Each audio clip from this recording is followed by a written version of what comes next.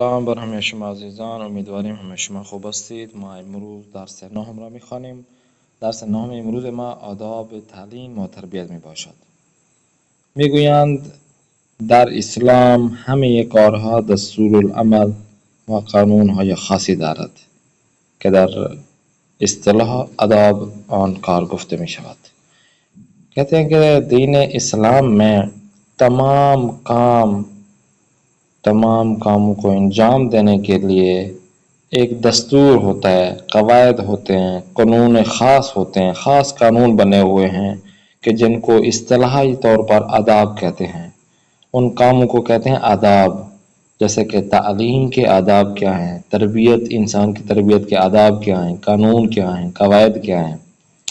مانند آداب نماز خواندن، جیسا کہ نماز کو پڑھنے کے آداب یعنی قواعد، آداب قرآن خواندن، قرآن کو پڑھنے کے آداب صحبت با دیگران وغیرہ کہ دوسروں کے ساتھ بات چیت کرنے کے قواعد کیا ہیں، کیسے ہم بات چیت کریں، کیسے قرآن پڑھیں، کیسے نماز پڑھیں۔ تو یہ دستور العمل قوانین ہیں کہ جو اسلام میں ہمیں بتائے گئے ہیں۔ یکی از مهمترین کارهایی که می بایست آداب آن نبی موزیم مسئله تعلیم و تربیت است۔ کہتے ہیں کہ ان تمام کاموں کے ساتھ ایک جو مہم اور بہت ہی جو فیمس اور مہم کام ہے وہ یہ ہے کہ ہمیں آداب ٹھہرنا چاہیے، می بائیس سے ہی ٹھہریں اور آداب سیکھیں۔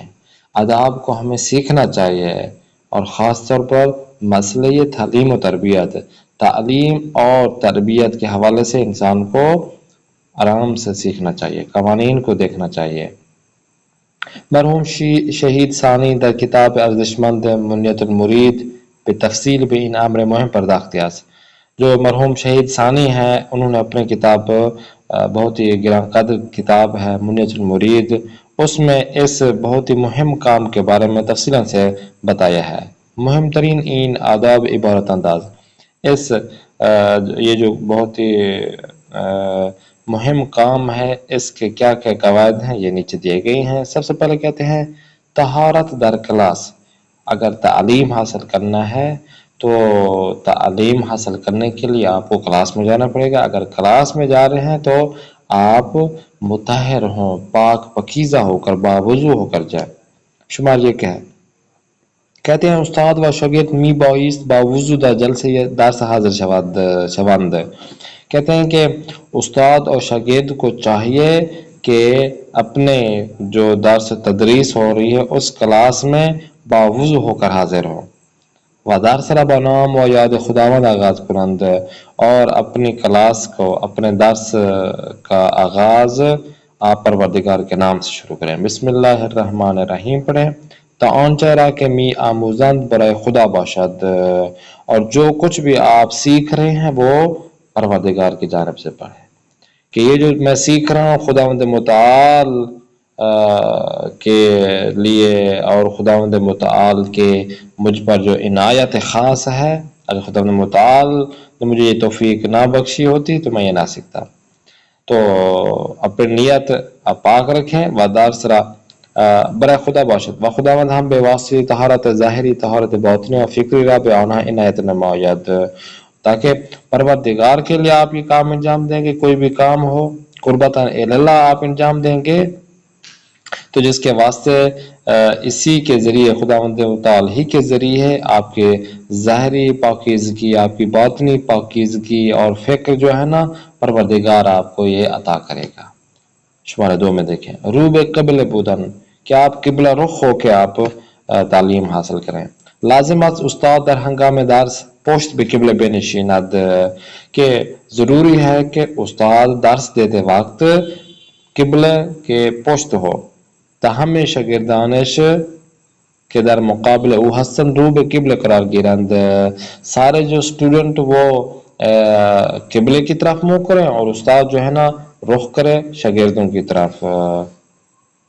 شمارہ سے رعایت نظافت و پاکیزگی و لزوم آراستن ظاہر، کہ آپ نے خود ہی صاف ستھرا ہونا، پاکیزہ ہونا ہے اور اپنے آپ کو بھی پاک پاکیزہ رکھنا ہے، اپنے کپڑوں کو بھی صاف ستھرا رکھنا ہے، اس جگہ کو بھی صاف ستھرا رکھنا ہے۔ جیسا کہ کہتے ہیں کہ معلم و شاگرد آنگاه که میخواهند در جلسه درس حضور یابند می بایست از هر گونه آلودگی و پلیدی پاکیزه باشند. کہتے ہیں کہ معلم و استاد اور شاگرد جو بھی چاہتے ہیں کہ اپنے کلاس میں حاضر ہوں، جیسے حاضر ہوں تو انہیں چاہیے کہ ہر قسم کی پلیدگی اور گندگی سے پاک ہو جائیں. بدن و جامع خویش را نظیف و خوشبو سازند، اپنے بدن کو صاف ستھرا رکھیں، خوشبودار رکھیں. و بے منظور تجلیل از مقام علم و دانش و رفاع حال حاضران و ہم نشینان و خوشایند فرشتگانی کے در مجلس علم حاضران بہترین جامع خود را برتن کنند. کہ آپ لوگ اپنے بدن کو صاف ستھرا رکھیں گے، اپنے کپڑوں کو صاف ستھرا رکھیں گے کہ یہ جو مقام و مرتبہ ہے کہ آپ علم حاصل کر رہے ہیں، آپ ان افراد کے ساتھ بیٹھے ہوئے ہیں کہ جن کے ساتھ فرشتے بیٹھتے ہیں، کہ فرشتے آپ کے پیروں کے نیچے پر پھیلاتے ہیں. تو یہ مجلس عام مجلس نہ سمجھیں، یہ جو نشست ہے، یہ جو کلاس ہے، عام کلاس نہیں ہے، بلکہ یہ ایسی کلاس ہے کہ جس میں بزرگان بیٹھتے ہیں. یہ ایسی کلاس ہے جن میں فرشتے بیٹھتے ہیں. تو اس وجہ سے اپنے آپ کو خوشبودار رکھیں، اپنے کپڑوں کو پاک پاکیزہ رکھیں، صاف ستھرا رکھیں، اپنے تن کو بھی اور من کو بھی. شمار 4 آمادگی معلم و شاگرد، کہ استاد اور شاگرد آمادہ ہوں. یہ نہ ہو کہ ذہن میں آپ آمادگی نہ ہو، آپ کا دل نہ کر رہا ہو، زور زبردستی سے آپ پڑھیں بھی اور پڑھیں بھی نہیں. کہتے ہیں کہ پیش از آن کے معلم دار سے خود را آغاز کند و قبل از آن کے شاگرد سوال را مطرح سازد.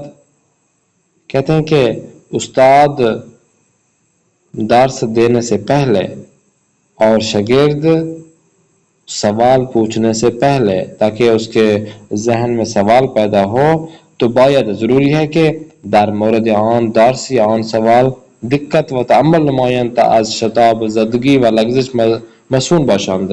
کہتے ہیں کہ استاد کو جواب دینے سے پہلے اور شاگرد کو سوال کرنے سے پہلے کیا کریں؟ وہ اپنے سوال اور جواب کو دقت تھوڑا آپ سوچیں. استاد ہے، غلطی ہو سکتی ہے، شاگرد ہے، سوال پوچھنے میں غلطی ہو سکتی ہے. تو آپ لوگ اگر استاد بتا رہا ہے تو اچھی طرح سنیں، تاکہ آپ کو سوال پیش نہ آئے کہ آپ کیا دھیان استاد کے پاس نہیں ہوگا تو صاف ظاہر ہے سوال تو بنے گا ہی، استاد تو بتا چکا ہوگا. اور اسی طرح استاد بھی جو ہے نا غور و فکر سے جواب دیں، تاکہ شاگردوں کے ذہن میں کوئی سوال پیدا نہ ہو، تاکہ غلطی کوئی نہ ہو جائے. مسون باشند یعنی کوئی لغزش، کوئی غلطی نہ ہو جائے ان دونوں سے. شمار 5 استمرار در بحث، کہ آپ کے جو بحث مباحثہ ہے، سوال و جواب ہے، یہ روزانہ کی روٹین پر ہو، استمرار ہو اس پہ. جیسے کہ معلم و شاگرد باید توجہ داشته باشند که اشتغالات غیر علمی آنگاه معقول است که آنها نیازهای علمی خود را برآورده ساخته و وظایف مربوط به آن را ادا کرده باشند. کہتے ہیں کہ استاد اور شاگرد کو اس بات کا بھی توجہ ہونا چاہیے کہ آپ علم حاصل کر رہے ہیں اور علم دوسرے کو دے رہے ہیں، تو وہ علم جو کہ اگلے بندے کے لیے مفید مند ثابت ہو، وہ علم کے جو معقول ہو دوسروں کے لیے، اور وہ آپ کا وظیفہ ہے کہ جو آپ ادا کر رہے ہیں. آپ کا وظیفہ ہے کہ علم دیں اگلے بندے کو، اور جو سننے والا ہے اس کا بھی وظیفہ ہے کہ علم حاصل کرے جو عقل کے مطابق ہو، معقول ہو، غیر علمی اس میں بات نہ کی جائے، وہ علم دیا جائے جو کہ اگلے بندے کو نیاز مند ہے اگلا بندہ. یہ آپ لوگوں کے وظائف ہیں کہ جو آپ نے ادا کرنے ہیں. پس پیش از رسیدن به مرحله کمال علمی می بایست از اشتغالات غیر علمی خواست به همین جهت گفتند. کہتے ہیں کہ اسی وجہ سے پس کہ علم کے کمال تک پہنچنے کے لیے آپ کے لیے ضروری ہے کہ غیر علمی باتوں سے پرہیز کیا جائے، جس کی وجہ سے بے ہمین جہت گفتن، جس کی وجہ سے کہا گیا ہے کہ تمام وجود خویش را در اختیار علم قرار دے، کہ اپنے تمام بدن کو علم کی راہ میں ڈال دے، اختیار علم قرار دے، اس کے اختیار میں دے دے، تا علم مقداری از خودش را در اختیار تو قرار داد، کہ اپنے آپ کو وقف کر دے علم میں، تاکہ علم اپنا تھوڑا سا جو حصہ ہے وہ آپ کو دے دے. کہ ایسے نہیں ہے کہ آپ گھر بیٹھے بیٹھے علم حاصل کر سکیں گے، بلکہ آپ کو وقت دینا پڑے گا علم کو، آپ کو کچھ اپنے آپ کو اپنے آپ خرچ کرنا پڑے گا اپنے آپ کو، تب جا کے کچھ ملے گا. کیا آپ یہ نہیں کہہ سکتے کہ میں خرچ بھی کچھ نہ کروں اور مجھے مل بھی جائے سب کچھ؟ یہ نہیں ہوگا. شمار 6 میں دیکھیں، خود داری از ستیز جوئی در بحث، کہ آپ لوگ جب بحث مباحثہ کر رہے ہیں تو اس میں آپ مثال کے طور پر سادہ سا الفاظ میں بیان کر دوں، آپ بحث مباحثہ کر رہے ہیں تو دل میں نہ لیں، اپنے آپ میں وہ پیار و محبت سے آپ بحث و مباحثہ کریں، ایک دوسرے کے دشمن نہ بن جائیں. پرسشائی کے معلم یا شاگرد مطرمی سازند، وہ سوال جواب جو استاد شاگرد سے، شاگرد استاد سے ایک دوسرے پوچھتے ہیں، نباید به منظور آزار ساندن و آشکار ساختن عجز و ناتوانی دیگران یا طعن زدن به شخصیت علمی طرف دیگر باشد. ہاں، کہتے ہیں کہ جو استاد اور شاگرد ایک دوسرے بحث کرتے ہیں، جو سوال پوچھتے ہیں، کہتے ہیں کہ اب مثال کے طور پر ایک جو سوال پوچھا جا رہا ہوتا ہے، اب وہ یہ نہیں ہوتا کہ مثال کے طور میرے علم میں اضافہ ہو، بلکہ یہ ہے کہ اگلے بندے کو اکثر ایسا ہوتا ہے کہ اگلے بندے کو تانا دیا جائے، اگلے بندے کے یہ دکھایا جائے کہ آپ عاجز ہیں، ناتوان ہیں، یا آپ کی جو شخصیت علمی ہے وہ صحیح نہیں ہے. اگلے بندے کو نیچا دکھانے کے لیے آپ سوال کرتے ہیں.